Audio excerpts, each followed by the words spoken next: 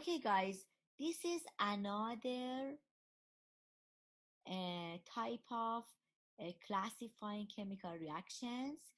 We can say precipitation reactions, acid-base reactions, gas evolution reactions, oxidation reactions, and combustion reactions, which we talked a little bit about it, which is part of oxidation reduction reactions. I do not really want you to tell me about the oxidation reduction or redox. As I said, just know the meaning of it and what I said about it.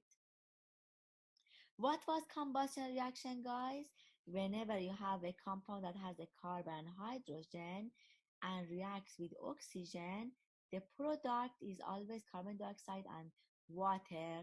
This is basically a type of combustion reaction. So when you see this reaction is a combustion reaction. So let's explain each of those to you. After these, guys, whenever I give you any chemical reaction, I also ask you what type of reaction is this. You can say if it's a solid form, you can say it's precipitation reaction. Whenever it's a solid form in the right side is a precipitation reaction. If an acid and base, as I'm going to talk about, is reacting with each other, is going to be acid-base reaction. Whenever a gas produced, like here, is a gas production in the bottom, so we can say it's a gas evolution reaction. Also, whenever we have a reaction that I have oxygen in here, and here you can see a carbon dioxide and water, this is also combustion reaction. So a reaction can have one type of reaction or more than one type of reaction. For example, here I have combustion reaction and also gas evolution reaction. Okay. In the exam, if you write only one type for reaction, for each reaction, I accept it. You do not need to write more than one type for each reaction. But you have so many, to choose. But make sure to choose a correct type for each reaction based on the signs that you see. Okay, what was precipitation reactions, guys? In precipitation reactions, a solid forms, which we call it precipitate in the right side of reaction. For example, this is a precipitation reaction because a solid forms here in the guys. What is acid-base reaction? In acid-base reaction, an acid like here HCl, which we said hydrogen is in the left side of acid and is aqueous. What type of acid is that? Is binary acid. When it reacts with a compound that contains usually hydroxide, which is a base. So whenever a compound has a hydroxide, we call it a base. Okay, the product is usually salt. We call NaCl salt and water. So the product of acid-base reaction is usually salt and water.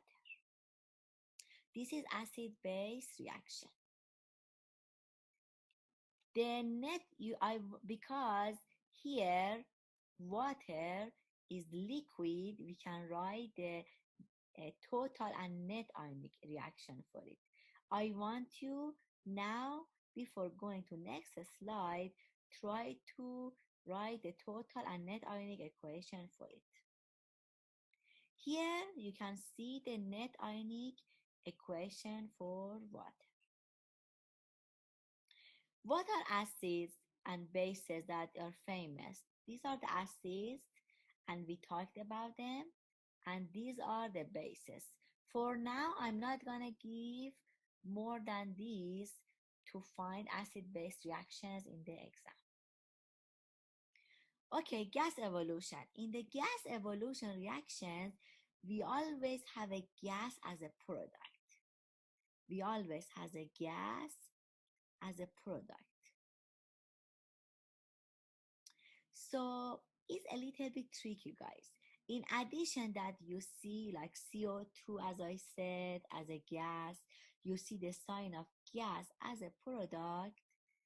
This is shows whenever you see a G in the right side, or you see carbon dioxide, carbon monoxide, hydrogen gas, nitrogen gas.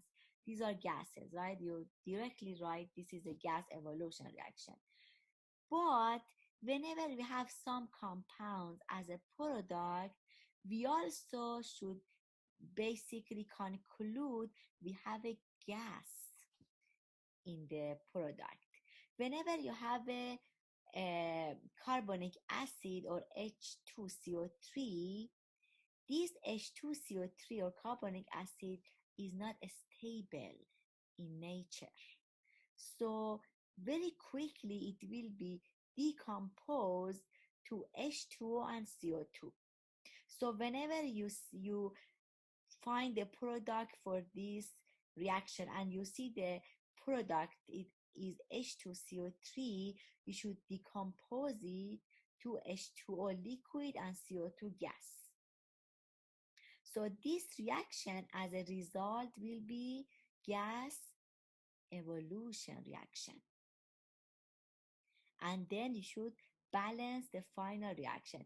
That's the final one. That's the one I accept in the exam. Here are the ones that you can find that they basically produce gas at the end. We talked about carbonic acid that produces CO2.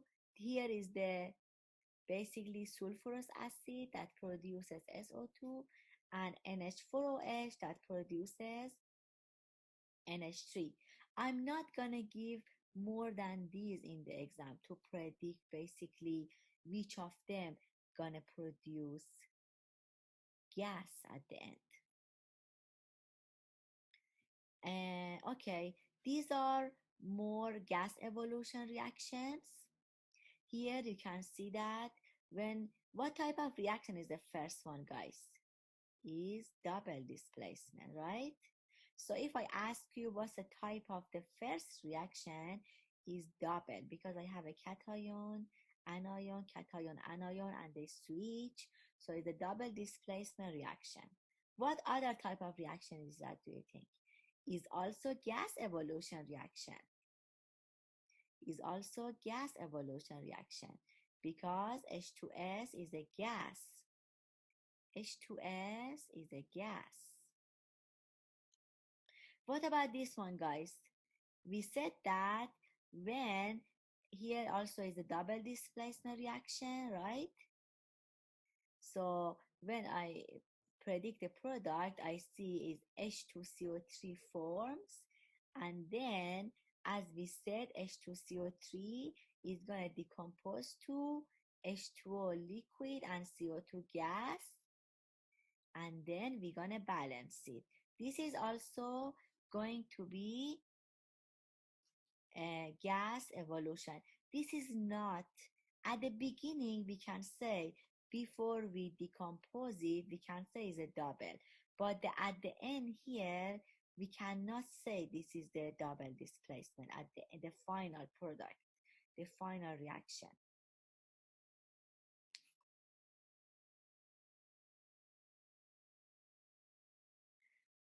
Okay, guys. This one is also, we can say, is a gas evolution. It's give us H2SO3, and we said that H2SO3 give us SO2. So you're gonna decompose this to H2O and SO2, and for NH4Cl plus KOH is the last one, NH4OH, and it's gonna give us NH3 and H2O at the end. As I said, I'm not gonna give more than these chemical reactions in the exam for gas evolution. Okay, guys, let's practice. Predict the product if the reaction happens, and find the state for each product, then balance it. This was just steps when we were predicting the product. Okay, we were first switch the ions, right? And then we were using solubility rule table to find the state of each product, and then we balance it. And then I want you to tell me what type of reaction is each of these reactions. So let's see. Here I have this chemical reaction. This is the product here. And make sure you balance it. You find the states using the solubility rule table. And if there is a reaction, write total and net ionic equation. So here we have, with the total, complete. Another name for complete ionic equation is total ionic equation. So how we know the reaction is happening? Because there is a solid here, right? We have a reaction, chemical reaction happens. So we say that a reaction happens. Now we can write total or complete ionic equation and net ionic equation for it. The complete ionic equation, how we do that? We separate the ions, separate the compounds to ions. We make sure we copy the state of each compound down. Make sure that if you have two potassium, you should have a balanced chemical. Even the ions should be balanced in the both sides. So I have two potassium, two iodine, Pb2 plus, because the using the cross rule is Pb2 plus. I have 2 NO3 minus, so the subscript becomes as a coefficient is 2 NO3 minus, and gives me 2K plus 2 NO3 minus. So these two belongs to each of them, and make sure copy the state down here next to each ion, and we don't separate the solid here. This is what I accept in the exam as complete or total ionic equation. For net ionic equation, we cross out the spectator ions or the ions that are the same in the both sides, and that would be the final answer. That's what I accept for total, for total here, and for net ionic equation, the bottom one. Okay, so let's see about the second one. Let's see, I forgot to say, okay, what type of reaction is that? So we know it's a double displacement and is also a solid forms, which is a precipitation reaction. But if you write only one type of reaction, I accept it. So let's go to the second one. Here I know is a double displacement or double replacement reaction, or is, what's another type do you think? Is it an acid-base reaction, right? Is an acid which is reacting with a compound that has OH in it. So, and the final answer should be salt and water. So as I said, it doesn't matter the order. You can write here NaCl plus water, but make sure you write the state of water. We say is always liquid unless is mentioned in the question. And NaCl, because it's in Na, is always, when you have a compound has Na plus, is always aqueous. So because I have a liquid here, it means a reaction happens. We said that if the product has a liquid in it, it's gonna be a reaction happening. So we should write down here, then a reaction happens, and we're gonna write the complete ionic reaction here because I have a liquid in the product, so I can write complete ionic equation for it. I separate the ions, copy the state down from each compound for each ion, and then we don't separate the water because it's liquid. We said that in complete and net ionic equation, we don't separate the liquids, gases, and solids. What is net, do you think? The net is, we just cross out the ones that are the same in the both sides, and that would be what I'm going to accept in the exam for total and net ionic equation. What about the last one, guys? Is double displacement, because we have two ions switch, and the product is this product. And when we look at the solubility rule table, there is no solid, right? So we can say no reaction happening here. I know that for finding no reaction should basically show me that basically no solid or no solid or liquid or gas formed in the reaction.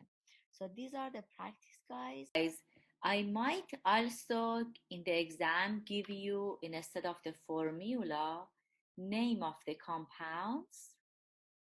So in this format, then what you're gonna do, you're going to use the uh, nomenclature technique that you know, and how to name the compounds and write the formula to basically write the formula of the compounds.